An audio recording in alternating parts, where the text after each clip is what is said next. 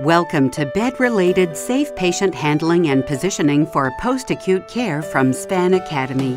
These are our objectives in this course: to discuss and demonstrate the correct positioning of the bed for transfer of patients from stretcher to bed, to demonstrate configuring the bed for comfort chair, discuss and demonstrate the correct positioning of the bed for patient ingress and egress chair and wheelchair, list and demonstrate bed features for activities of daily living, or ADLs, positioning and patient safety, to understand nighttime emergency concerns and issues, to choose the correct size bed frame and mattress for the patient and the facility, and discuss clinical and mobility considerations with bariatric patients.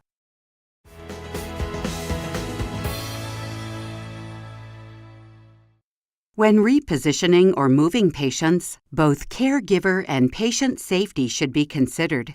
This training program will illustrate some of the features of an electric bed frame that can be used to assist with patient positioning and activities. The following quotes illustrate some of the concerns and issues with manual repositioning.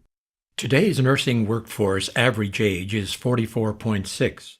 Patients are heavier, acuity, age, and comorbidities are increasing. Staffing shortages are increasing, and ergonomic imperatives require patients to move through the healthcare system more quickly. The technology and features incorporated in today's hospital bed frames has made them an intervention for patient and caregiver safety. Positioning features allow the patient and caregiver the flexibility to conform the bed for a ventilator dependency, feeding tubes, pressure ulcer prevention and treatment, combined with a therapeutic mattress, activities of daily living, or ADLs, and safe handling of the immobile and/or obese patient. Special positioning bed frames, like the Striker frame and Circle electric bed, have been around for many years to treat specific patient injuries. However, most nurses do not think of the standard hospital bed as an intervention for prevention and treatment of certain conditions and complications, other than integrated therapeutic beds like low air loss or LAL beds, etc. MDs now order or have standard orders to raise the head of bed 30 to 45 degrees to prevent ventilator-associated pneumonia, or VAP, and 30 degrees for patients with feeding tubes. The raising of the head of the bed for prevention of one issue may put patients at risk for pressure ulcers due to the friction and shear associated with migration caused by raising the head of the bed. Patient migration requires the patient to be moved up in bed to maintain proper alignment. The guidelines of the National Pressure Ulcer Advisory Panel, NPUAP, on prevention and treatment of pressure ulcers recommends that patients be lifted, not dragged, when repositioned. However, today's caregivers are older, patients are larger, and have higher acuity levels in post-acute settings than in past years. State, facility, nursing associations, and OSHA recommend no lifting policies or limits to the amount of weight a healthcare worker can lift to 35 pounds.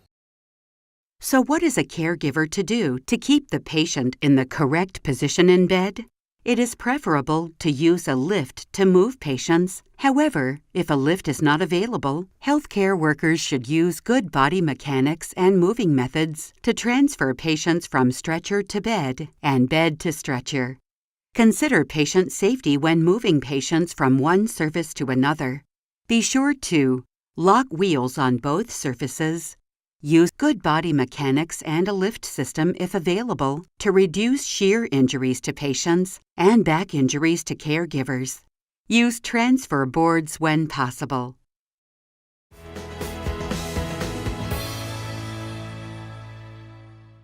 Notice the auto contour feature, which articulates the knee as the head rises to prevent patient sliding, decreasing the need for frequent repositioning or pulling up in bed. Repositioning patients manually is also associated with a high risk of musculoskeletal injury. Use lift equipment or Trendelenburg with a low-friction sheet if possible. Comfort chair, sometimes called cardiac chair position, is designed to raise the head of the bed, elevate the knees, and lower the feet to resemble and feel more like normal chair sitting. Comfort chair positioning is used for comfort, chronic obstructive pulmonary disease, COPD, to reduce reflux aspiration, possibly for a ventilator-associated pneumonia, VAP. Comfort chair may also be used for preambulation acclimation of cardiovascular system, PACS, after long periods of bed rest to allow patients to acclimate to the upright position, decreasing the possibility of dizziness, fainting, and/or falls. There are concerns with the Fowler position. High Fowler's is associated with increased pressure ulcer risk, shear and pressure applied to sacral and ischial area, falls, and migration. Patients with large abdomens may feel uncomfortable pressure when their middle is compressed by the Fowler's position. The semi-Fowler's position is the position of a patient who is lying in bed in a supine position, with the head of the bed at approximately 30 to 45 degrees. Upright at 90 degrees is full or high Fowler's position and can cause the patient to slide towards the foot of the bed.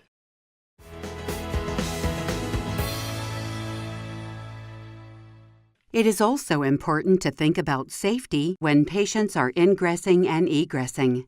Be sure the patient is stable, whether sitting or standing, before the next step to decrease risk of falling.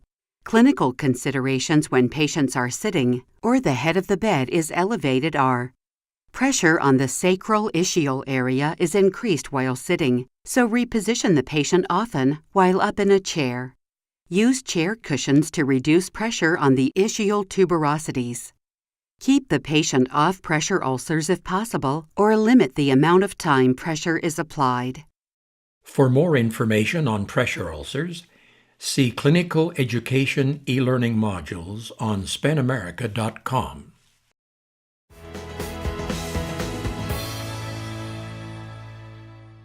When changing bed position, be sure the patient can reach the nurse call button, a common reason for falls, the TV remote, and phone, etc.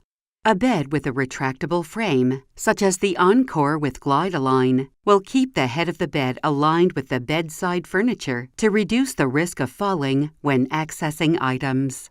The NPUAP recommends that patients should be repositioned based on their risk level for pressure ulcers.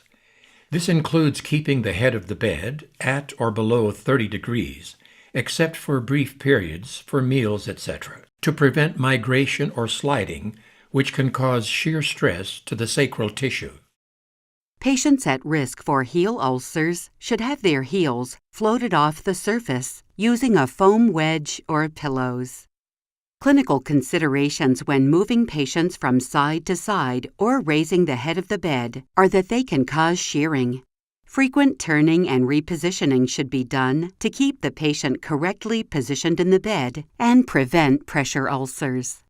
The use of side rails should follow the CMS, Centers for Medicare and Medicaid Services, and FDA, Food and Drug Administration guidelines and facility protocol.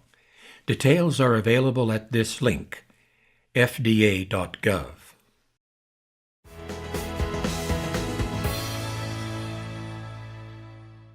For nighttime safety, the low bed position is recommended with a fall mat in position for patients that are prone to get out of bed.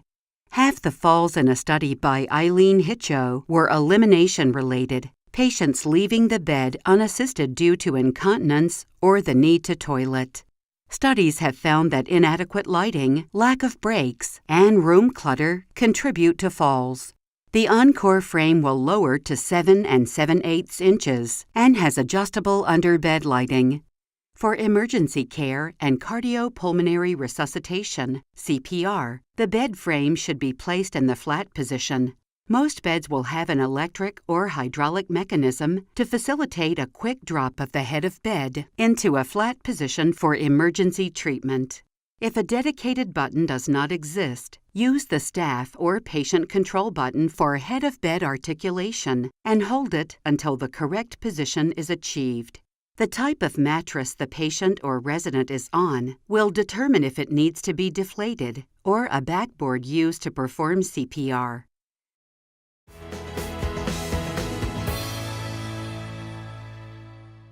If your bed has Trendelenburg and reverse Trendelenburg features, the uses are hypotension, insertion of central line catheters, surgical procedures to repair hernias or abdominal organs, to assist with repositioning patients up in bed with friction-reducing sheet when lift equipment is not available.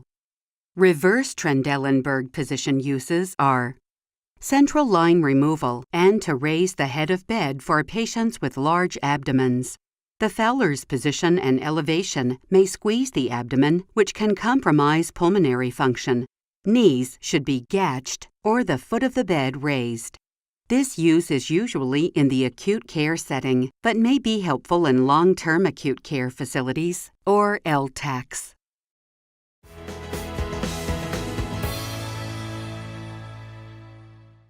When choosing a bed frame and mattress, it is not just about the patient's weight. Consider each of these factors. Weight. To avoid misunderstanding, verify that the bed frame's safe working load allows for the patient's weight and that the mattress is also rated for the patient's weight. All beds should have the safe working load indicated somewhere on the frame. Weight distribution. 350 pounds is the weight that usually triggers facilities to implement bariatric protocols. However, a 5-foot-tall 350-pound patient will require different equipment than a 6-foot-5-inch 350-pound patient. Height and width. Also consider whether the frame and mattress fit the patient. Some frames, like the Encore, have the ability to change width and length built into the frame or as accessories. This eliminates the need to change beds, but remember that a wider and/or longer mattress will be needed. Activity level. For patient safety, also decide whether a mattress with a raised perimeter may be needed.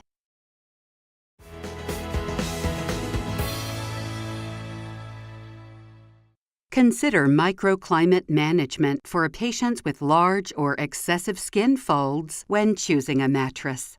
Although obese and bariatric patients account for less than 10% of acute care facility census, injuries to caregivers involving bariatric patients accounted for almost 30% of staff-reported injuries. Assess the level of assistance needed with the bariatric patient and evaluate the types of lifting and moving tasks required for activities such as bathing, eating, skin care, toileting, sitting, and ambulating. Caregiver issues, such as potential musculoskeletal injury, regulations regarding manual handling of loads, insufficient staff, and patient instability are all potential challenges associated with repositioning of patients. Determine the need for lift equipment based on the dependency levels of the patients. Algorithms were developed by the VA in 2003 to provide guidance.